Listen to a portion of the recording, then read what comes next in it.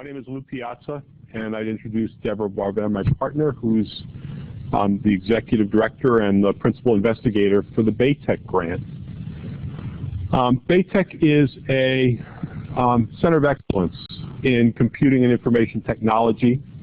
We are an NSF-funded grant headquartered out of UMass Boston, and we work as a national center, which means the grant has a 7-year history of working in Boston proper, and for the last 2 years we've taken that and now tried to share best practices from Boston to also include Chicago, San Francisco, and Las Vegas. So the idea is, can we help to build and strengthen pathways into the community college system on an academic basis, strengthen the programs within the community college system in computing and information technology, and then provide a robust pathway out to employment. What are the best practices that allow us to do that, and how do we share that across the country amongst multiple institutions, faculty, and administration? So we do a lot of work in curriculum. We allow and support, sponsor faculty members who want to work collaboratively to develop a new program with some industry guidance. We do a lot of outreach to students, starting all the way in the high school level to encourage STEM and STEM involvement to get them into the computing and information technology fields. And then as they're going through high school and starting to look at the community college, we do a lot of outreach and awareness building. And then once in the programs, we try to do a lot of work with industry to give them an authentic feel for what a career pathway might feel like. Today we're going to focus on the third element of what we do, which is research. And we're going to talk about a substantial piece of research that was done to try to understand the first step out of the college system and into a career pathway, a middle skills job, and specifically to focus on a dialogue between industry and academia about what is an effective community college program, degree program, in terms of preparation, what are the requirements for an entry-level job so that we're properly aligned with what industry needs us to be doing for our students, and what are the right expectations coming out of that. So this session is about the career pathway. It's really focused on student outcomes, which is the alignment between the requirements of the job posting or the job rec and what the students are learning in the classroom setting. We looked at 4 specific occupations. So this is a data-based exercise. We talk a lot about what we're doing with students. We have industry tell us a lot about what we need to do. Many times, in lack of any data, we're having anecdotal conversations, or we're having singular conversations, or we're having opinionated-based conversations. So what we wanted to do is to bring to the table and say, we can bring some data, not to give us an answer specifically, but is to inform the conversation about where we've been, and specifically as an industry where we are, as a way of trying to build a plan for where we need to go. 4 occupations. We didn't do what is obviously and conclusively the #1 job in computing and technology by numbers, which is the computer support and tech support job. I think that's a well-accepted outcome for a community college student in computing or information technology. But we looked at 4 others, and we looked at them both nationally, but we also looked at them in the 4 areas that the grant operates: Boston, Chicago, Vegas, and San Francisco. We did a database program. We looked at the BLS data as a good indicator of kind of historically in the rearview mirror where we've been. But then we also went after the online job posting data, and specifically a source for that, a company called Wanted Analytics, to give us a baseline of 2 things. One is an understanding of outcomes and competencies and knowledge-based requirements, but also an idea of the economics in terms of number of jobs, average salaries, and forecast for available positions. And then we did a rather complicated analysis around workforce development and to what extent are we producing enough graduates to fulfill the need, not only on a national basis, but within the 4 geographies we looked at. here are the 4 occupations. We looked at computer system analysts. We looked at web development, kind of 2 established, vibrant pathways for students. And then we looked at 2 that we thought had emerging characteristics, one in medical records and health IT, and then one in big data, which is a big buzzword at the moment, but a field that we see evolving out of the data management, data administration, data science world.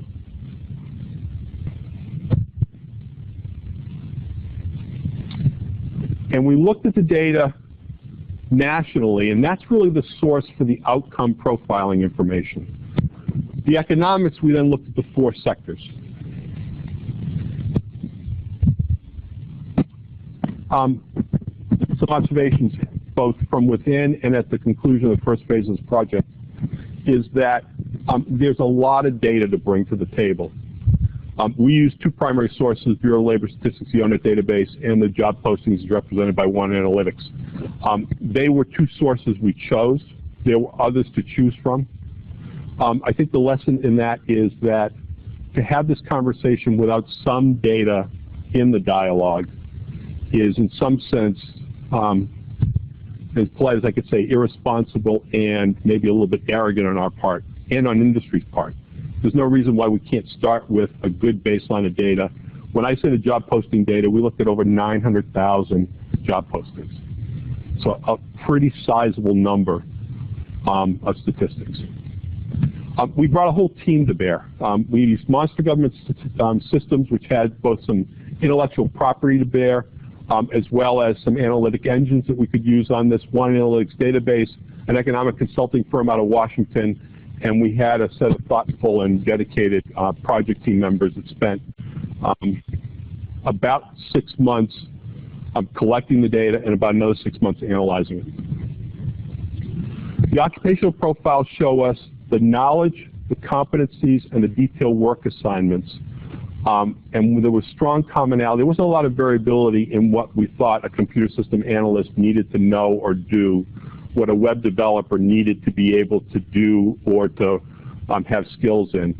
So there wasn't much variability in the job profiles, but there was a lot of variability in the workforce demand and in the workforce development activities in the regions. And so that was worth looking at. I think I'm on the limits of this technology here.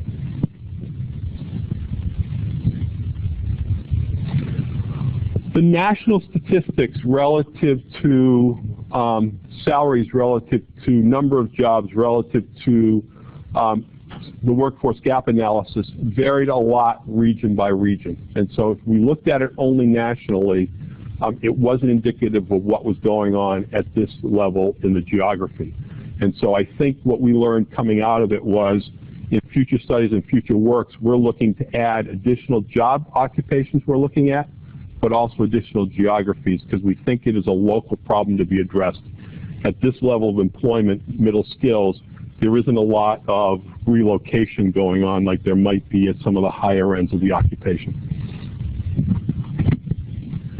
And then one thing that kind of the small print disclaimer is, I said it once, I'm going to say it twice, I'll say it again at the end. It's not conclusive. This doesn't say here's the answer. But what it does allow us to do is it allows us to start the dialogue with, from an academic perspective with the industry partners and from the industry partners with the academics. It allows us to start with a straw man proposal in terms of outcomes.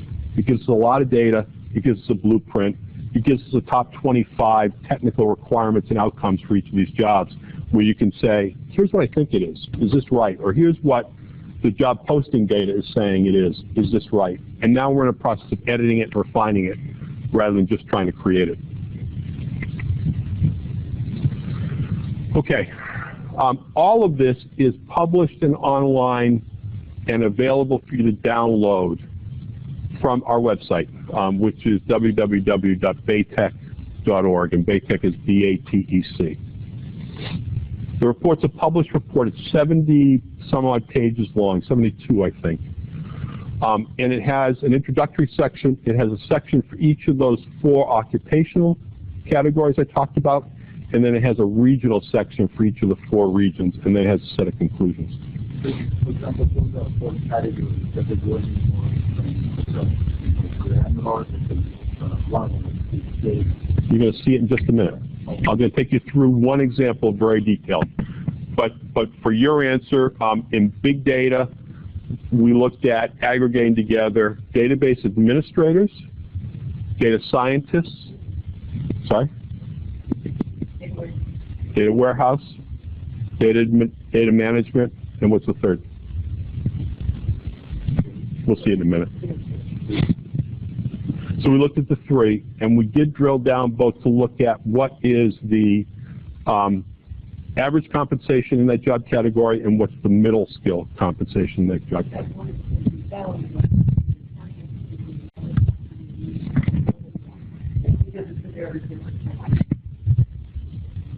I've got the mic here.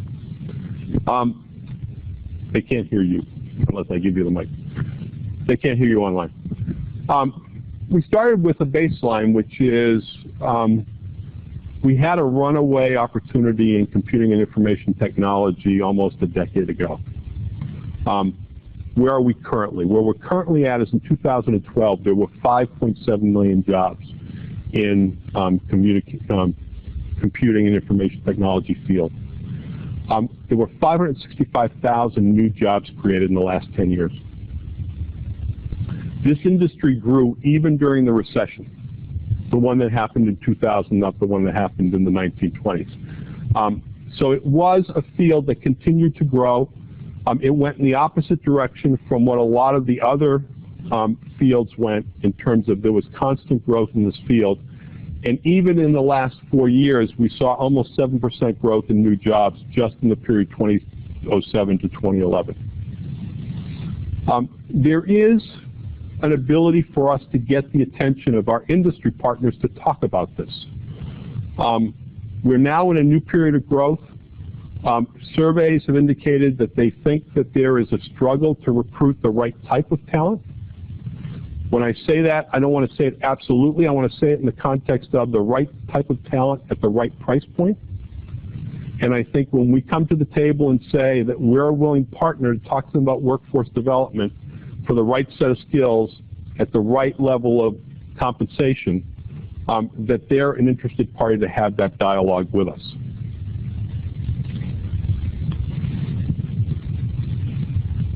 We did some preliminary information on this one job category, which was the computer network and user support specialist. It's the #1 job opportunity in this field for middle skill student.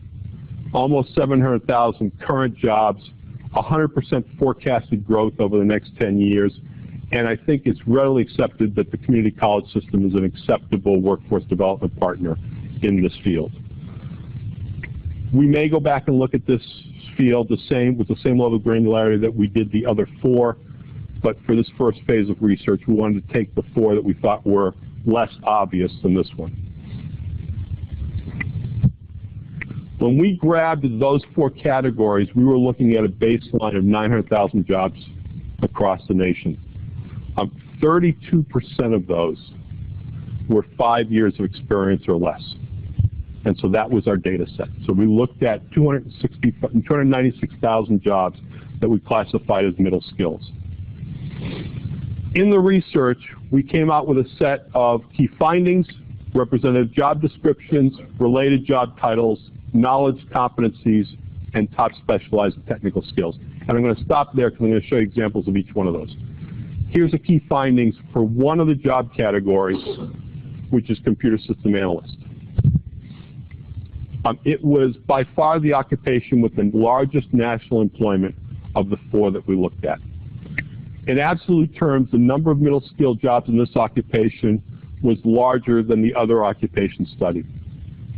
The unemployment rate was very low to the national average, and it was the lowest of all the jobs we looked at. The wages were well above all the other occupations. Each of the 4 metros had a high employment concentration. So what this means is, one of the things in the study is an employment concentration index. And what it does is it says, on a national basis, here's the total number of jobs, and here's the number relating to this occupation. Now let's talk about that same ratio in the city of San Francisco. And where is that? Is it proportionate? Is it higher in San Francisco than it is on a national basis? Is it lower? This job had specialty in the 4 geographic regions we looked at. So there's a regional specialty in computer systems, and it had a very consistent set of requirements in terms of skill levels across the board. We didn't create this. This came out of the analytics engine, and it is a sample job description for that computer system analyst. It had a set of different titles. James Jones loves to give a presentation where he talks about the myriad of titles that are used to describe a common profession. These are, in terms of the job posting database, at the present moment, these are the titles in terms of their raw numbers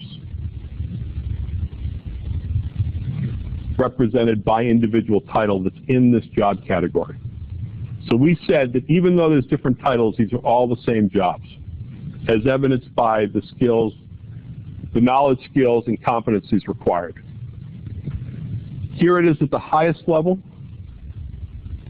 First impression is interesting mix of technical skills and non-technical skills, or technical skills and professional skills, or soft skills, whatever you want to call them. Here is the detailed work activities of what those jobs involve. And this is a percentage score. So almost every one of them said, to be a computer system analyst, you have to be able to communicate technical information. Most of them said you have to be able to use some level of spreadsheet software. You have to use computers to access and retrieve the data. Right down the list. And here is the technical component of that. My goal in this briefing, I'm not going to give you the benefit of the whole report. I want you to download that and look at it. This was an attempt for me to take you through the profile for the computer system analyst, just one of those 4 occupations.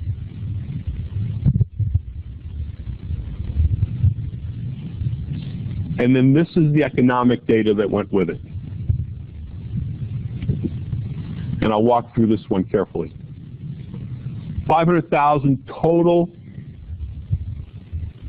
current employment count nationwide in computer system analyst job category. 55% higher ratio of this to all other computer and IT jobs in Boston, Chicago, and Vegas. 75% higher in San Francisco.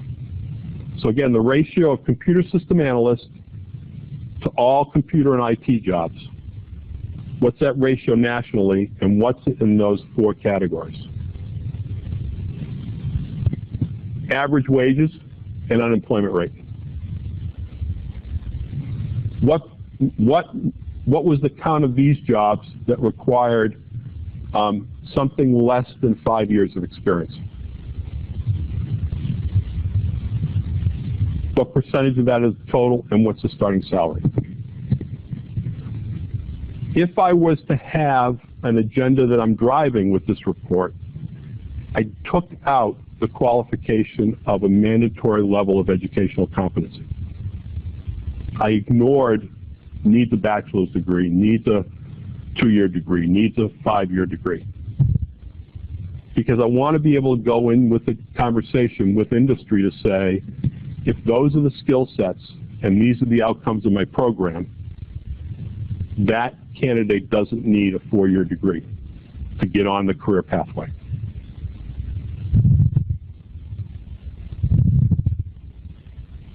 So I tried to relax that condition in what I picked for jobs, what we picked for jobs to look at.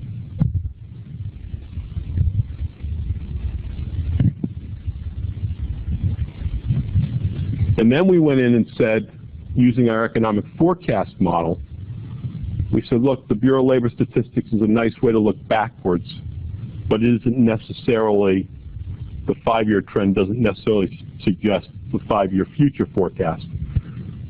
So we used some economic analysts to help us with this estimate. Total new jobs forecasted over the 5-year period, percent of growth, overall, middle skill jobs, and then a simplistic description for a rather complicated formula that says what's the rate of new graduates in these geographies coming out to satisfy that demand. And the report has some quantifiable metrics in it that are summarized in this table to say that's an area of we ought to be looking at investing in new building enrollment because we think there are jobs at the end of that pipeline, or that's an area where I'm not sure that we're building a bridge for the kids to land when they graduate, or there's other cases where there's some churn going on. There's high unemployment and there's job opportunity, and if we're releasing kids from the degree programs into that space, we're setting them up to compete in a very noisy and busy dialogue.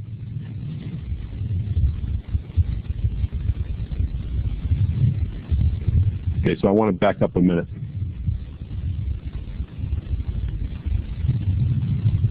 So for each of the 4 occupations, we said web development, computer system analyst, medical records and health IT is a 3rd, and the data space is a 4th.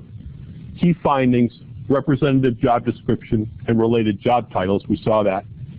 We saw the knowledge, skills, and competency requirements, and we saw the specialized and technical skills of the job posting database. And then we saw an analysis. We saw the economic statistics associated with employment count and average salaries and unemployment rate. We saw the middle skill portion of that called out. It was always on the right side. We had all jobs and then just the middle skill jobs. We talked about employment concentration. What's the density of employment in those geographies? A 5-year forecast, and then an analysis of where do we think we are workforce development with new opportunity.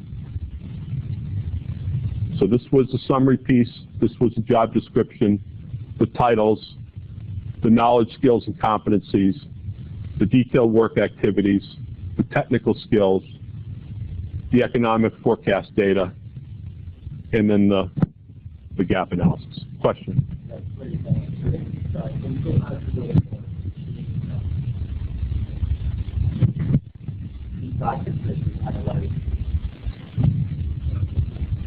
Go back.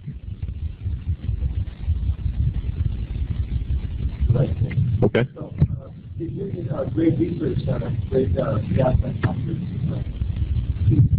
Your research we demonstrated study as far as, okay, you have a shortage for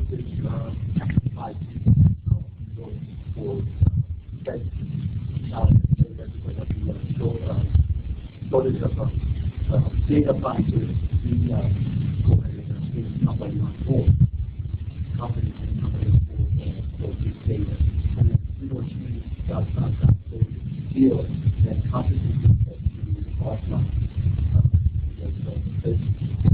How much time, investment, resources companies have to go from, have to invest in order to bring that new hire up to speed in order to do the job. So that way, all of these factors, all of these would be a great incentive for colleges and also for the teachers to study and course for the college. Yes, so a very interesting question for which I'm not sure I understand completely the answer, but it is worth talking about, is we came from a time where in a robust economy, companies had internal training programs. And so they were willing to bring people in, and they had the luxury to be able to put them through a protracted orientation and training cycle to make them employment ready, even if they weren't. We had an economic downturn. Many of those programs were now a luxury that companies could no longer afford. they look to us at the schools and they say, so are your students ready for this employment step? And we say, here's what we're teaching them. And they say, it's not current enough, it's not detailed enough, it's different than what it used to be. Therefore, that's what creates the employment gap. The companies have a real problem they're trying to solve. Just because there's an availability of an employment base, it may not be an employee base that's currently trained, right? So that's where we come in with certificate programs that say we can help displaced workers get new training to be more relevant. We think there's an opportunity when we're looking at curriculum, we're making recommendations, and we're in fact driving schools for new programs or revised programs. Here's some data that suggests that that's a space that we ought to be investing in, or perhaps this is a space we ought to be investing in more than some other space that we might look at investing in. What's the value of that to the company? I think that's the heart of your question, which is if a company can't find the right person and they bring in somebody that's suboptimally trained or skilled for the job, how much investment does it take for them to get that person there? That's not the subject of this research report, although I think a very interesting question to answer. But I also, I'd love to other things like the employers. I will explain that. That's actually very important. And what are the reasons that prompted somebody to do it? Yeah, so Deborah is suggesting that there's something I could say that would be valuable, which is my experience. I'm relatively new to academia. My experience for 35 years was in networking technology. And I was there during the phase where as we were challenged in the company to be more competitive and more profitable, one of the things we looked at was obviously to increase our sales. That's one way that you change the characteristics of your balance sheet. But another is to look at your cost structure.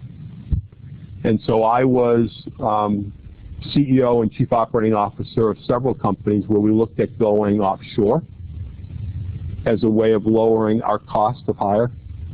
And it looked very attractive on a direct labor basis.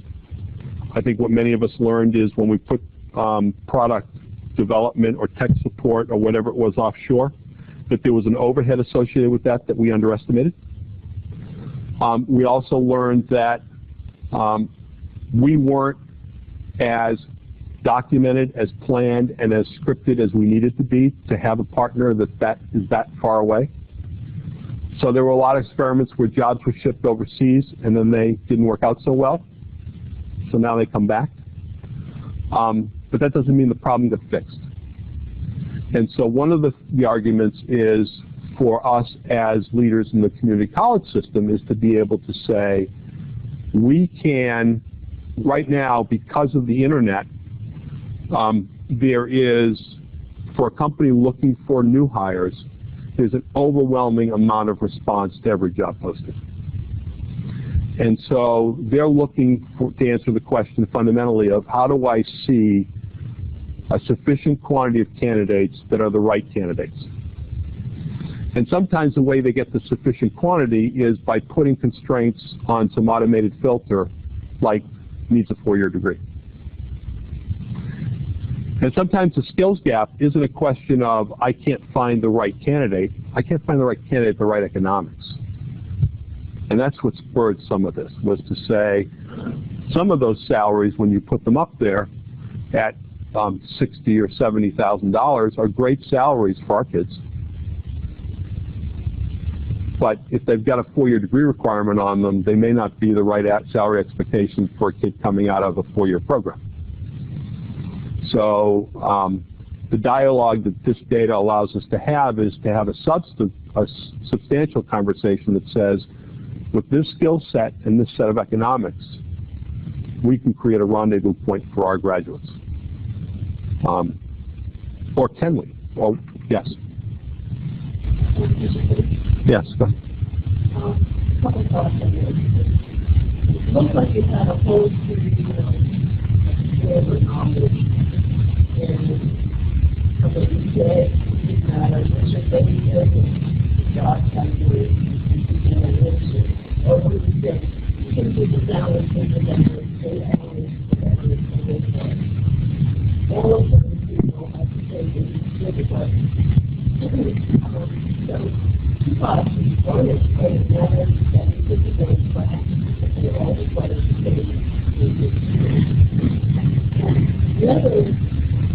That whole industry had coming from after the government.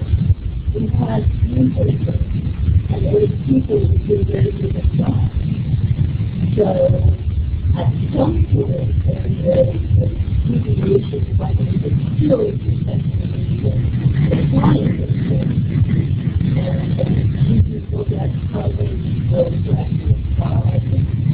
So thank you for that question, because it suggests that there was not a clarity in what I said, so it gives me an opportunity to straighten that out a little bit.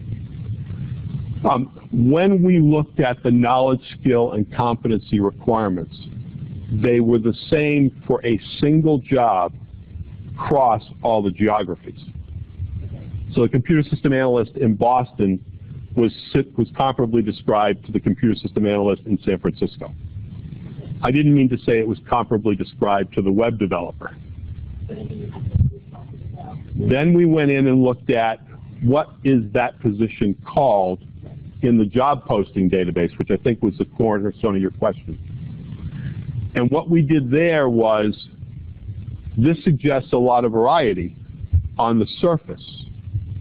So we drilled down to say what defines this job isn't necessarily the title, because companies can be creative with titles in order to differentiate themselves. What describes them is this matrix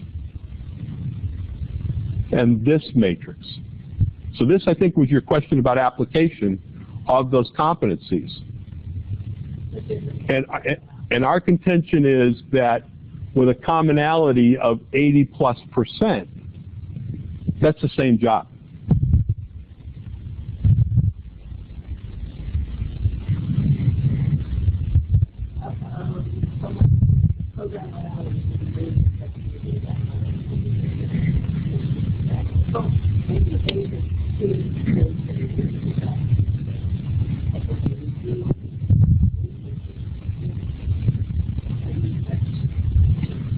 But the argument is not about whether what they're doing is different. The argument is whether the same individual could fit all three of those jobs. And I think we would agree with that.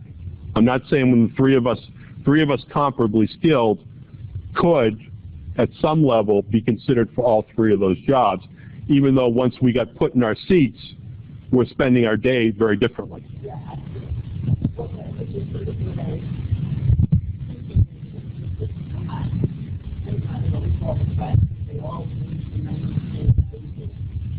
A certain level of skills, knowledge, and competencies provide for an employment opportunity. Now, that very same job, so as an individual, if I come through a program that gives me these competencies, I, in theory, can line up for 3 different jobs at Apple Computer. I'll spend my day differently in each of those jobs, I grant you that, but I qualify for consideration in each one of those jobs. And then my day would be spent very differently. In any single job, I could line up at Apple and I could line up at Blue Cross Blue Shield and have a very different experience. But for purposes of the dialogue between the school and the industry, the rendezvous point is, how am I preparing that student to get in those lines? And there we think there's a high degree of commonality.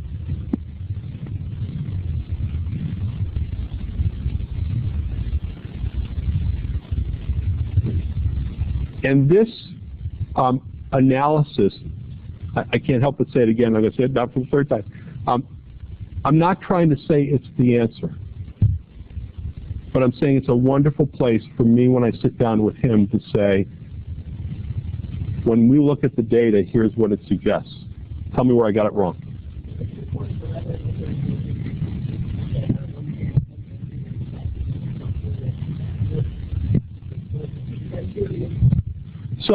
So I love that conversation, because we have a lot of those, which is the most important thing to me is his determination perseverance, ability to communicate. We grab it, right?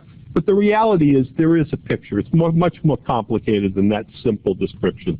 And this provides that level of detail to be able to support that dialogue.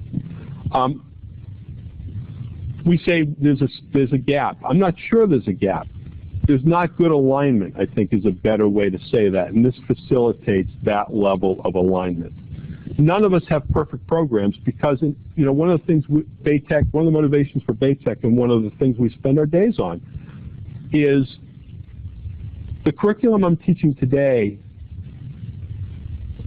in social studies has a variance from what it was 5 years ago, what it needed to be 5 years ago. And that may or may not be critical for a social studies graduate. For somebody in computer and IT, it's constantly changing. And so we now have to be able to change, and we need to be able to change with data. And so that's what the value of all of this is to be.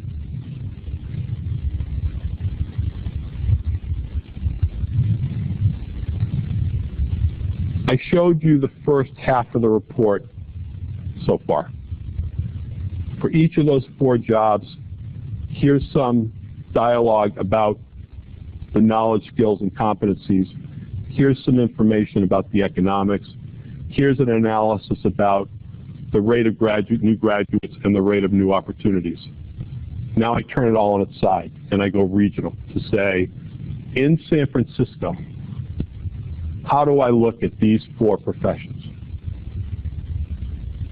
So if I'm doing curriculum development in a community college setting in one of those geographies, where is it most important for me to spend my energy, my interest, and my attention by those categories? And so this is the second half of the report, is to turn it on its ear and look at it geographically. And because of where we are, I pulled out San Francisco.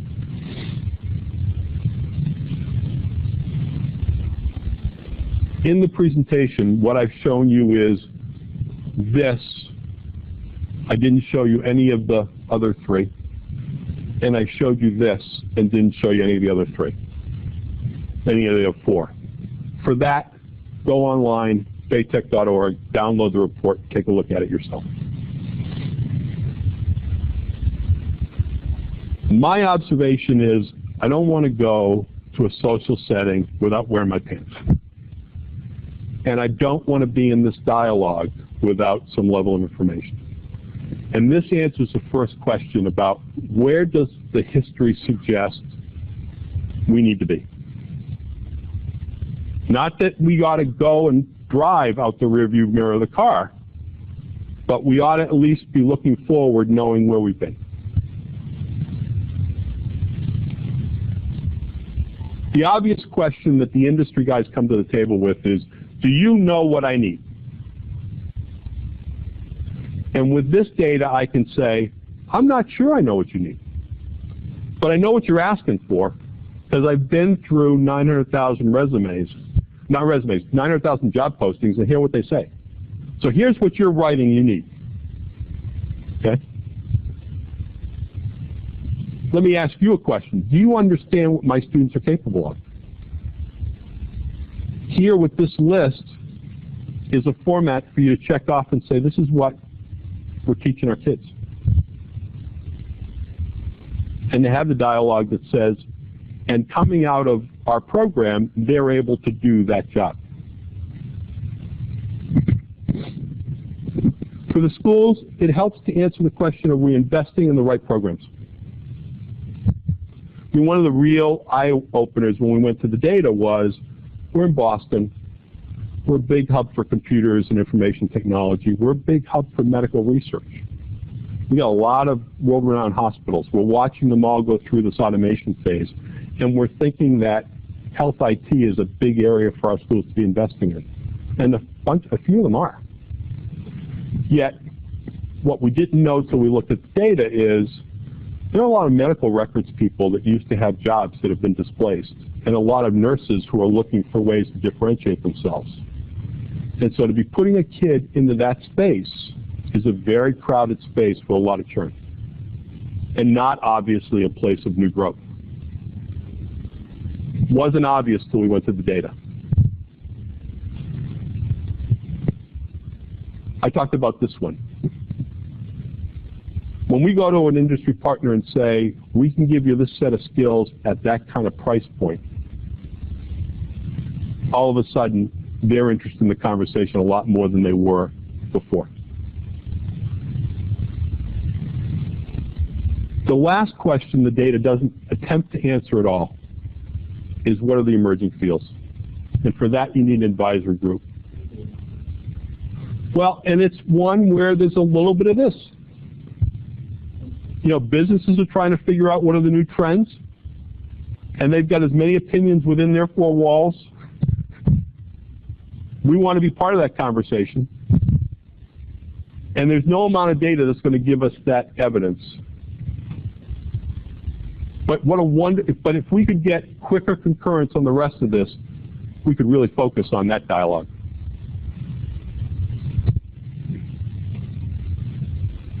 I'll take a business card and send you an email, or you can go to baytech.org and just download the report. We'd love you to have it. We're excited about the methodology. We're excited about the data it brings to the table. Our intention is to keep expanding on that.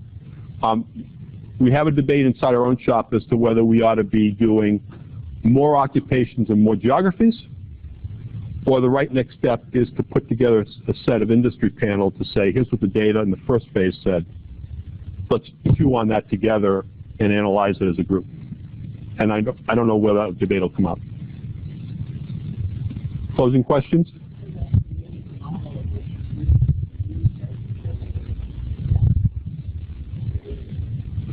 I'd like to be able to do that. It took a team to do this. It took a team where I think it's straightforward for us to ask them to do it for another geography. I don't know if there's a self-directed way to do that, but that's a great goal.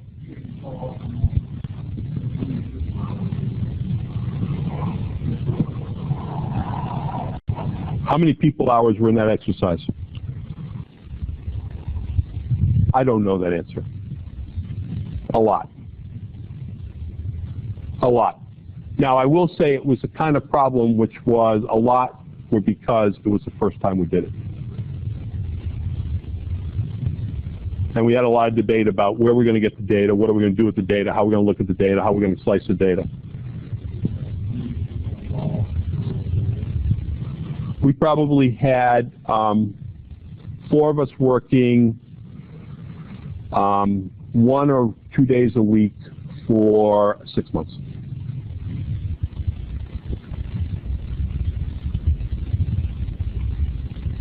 And we really started with the fundamental point I made at the beginning, which is there's got to be some data here to guide us. There are too many of these conversations that are happening with, I know a guy who told us, or anecdotal and subjective.